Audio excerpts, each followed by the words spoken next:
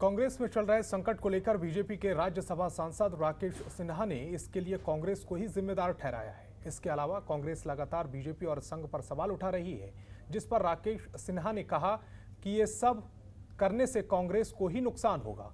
इसके अलावा हमारी संवाददाता ममता चतुर्वेदी ने राकेश सिन्हा से खास बातचीत की है, दिखाते हैं आपको। लिए हमारे साथ मौजूद हैं राज्यसभा सांसद राकेश सिन्हा जी, इनसे बात करते हैं।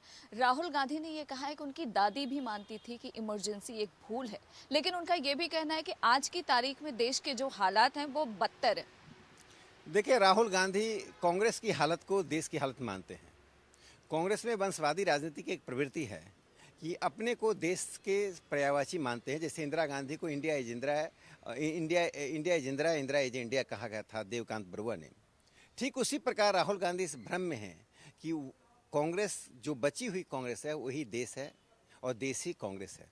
वास्तव में जो कांग्रेस के भीतर एक बड़ा संकट आया है, वह संकट सिर्फ विभाजन का नहीं है, वह संकट कांग्रेस के भीतर वंशवादी राजनीति की उपयोगिता पर सवाल के रूप में है। अब ये 23 कांग्रेस के नेता यह प्रश्न कर रहे हैं, क्या वंशवादी राजनीति कांग्रेस को बचा पाएगी या नहीं बचा पाएगी। तो आज राहुल गांधी और उनका परिवार राजनीतिक अस्तित्व के संकट की घड़ी से गुजर रहा है। उससे ध्यान भटकाने के लिए वे ऊल जलूल बयान दे रहे हैं, जिससे कि लोगों का ध्यान कांग्रेस के भीतर के संकट और जो सवाल उठ रहे हैं उससे हटे। इसके अलावा उन्होंने ये भी कहा है कि संघ जो स्कूल चलाती है उसकी तुलना मदरसों से करना कैसे देखते हैं आप? देखिए, राहुल गांधी ने इस देश की जनता का, हिंदू समाज का और विद्या भारती एक ऐसी संस्था है जिसकी लोकप्रियता आम जनों में है, जो सामान्य जनों के बच्चों को एक अच्छी शिक्षा देता है, जिसका एक उदाहरण मैं देता हूं कि जिसमें जाति धर्म का कोई स्थान नहीं है। अकेले राजस्थान के विद्या भारती के स्कूलों में 4,500 मुस्लिम बच्चे पढ़ते हैं। झारखंड और असम में मुस्लिम बच्चे विद्या भारती के स्कूल में पढ़कर पूरे प्रांत में मेरिट लिस्ट में प्रथम स्थान आए। राहुल गांधी की यदि अज्ञानता होता तो मैं उन्हें माफ़ कर देता, लेकिन देश की राजनीति में लंबे समय से रहने के बाद जिस ढंग से संघ पर एक घटिया स्तर का आरोप लगाते हैं, उससे संघ को तो नुकसान नहीं होता है, लेकिन देश को जरूर नुकसान होता है।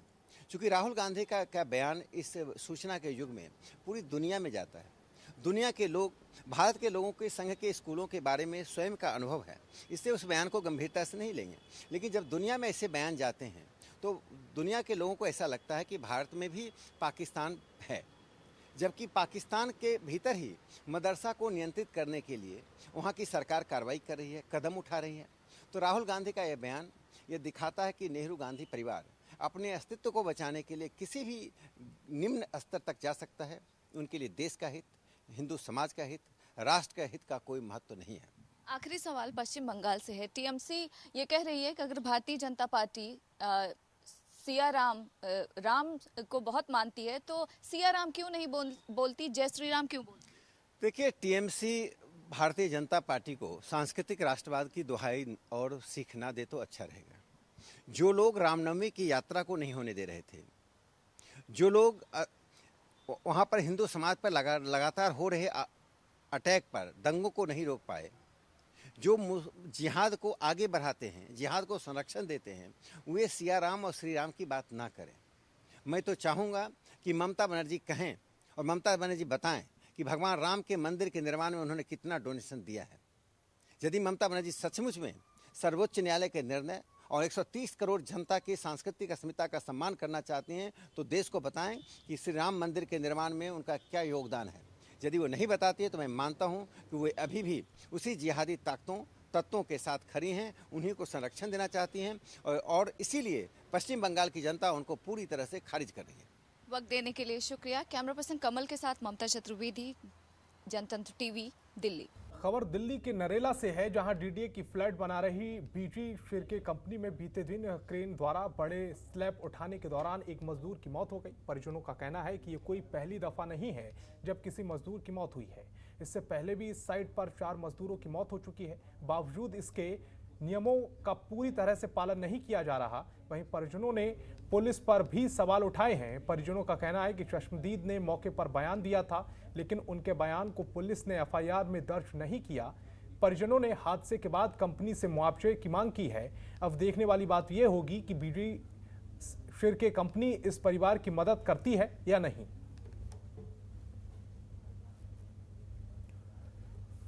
राजधानी दिल्ली में रफ्तार का कहर जारी है। ताजा मामला दिल्ली के आजादपुर फ्लाईओवर का है, जहां तेज रफ्तार ट्रक ने स्कूटी में जोरदार टक्कर मार दी।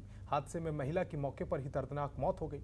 जानकारी के मुताबिक महिला वैक्सीन लगवाने के लिए अपने पति के साथ अस्पताल जा रही थी, तब ही पीछे से ट्रक ने स्कूटी में टक्कर मार दी। वहीं आसपास के लोगों ने ट्रक ड्राइवर को पकड़कर पुलिस के हवाले कर दिया। सर मैं पीछे गरीबपुर साइड से आ रहा था, तो आगे आजादपुर का फ्लाईओवर है, उसके पीछे मनोज और वर्षा नाम की लेडी एक स्कूटी पर थे और पीछे से ट्रक आ रहा था। वो ट्रक में जो है मतलब अचानक क्या हुआ कि टक्कर मारी और वर्षा नाम की लेडी जो है टायर के नीचे आ गई। उसके बाद अभी दिल्ली पुलिस और क्राइम टीम पहुंची हुई है। उसके बाद क्या रहा ड्राइवर को तो फिलहाल जो दिल्ली पुलिस ले गई है, तो थाने में उठा रखा है। अच्छा, बाकी दिल्ली पुलिस जो है पूरी घटना की जांच पड़ताल कर रही है। ड्राइवर को पकड़ लिया गया है। ड्राइवर को पकड़ लिया गया। खबरों के निष्पक्ष विश्लेषण के लिए सब्सक्राइब करें Jantantra TV and press the bell icon. Never miss any update.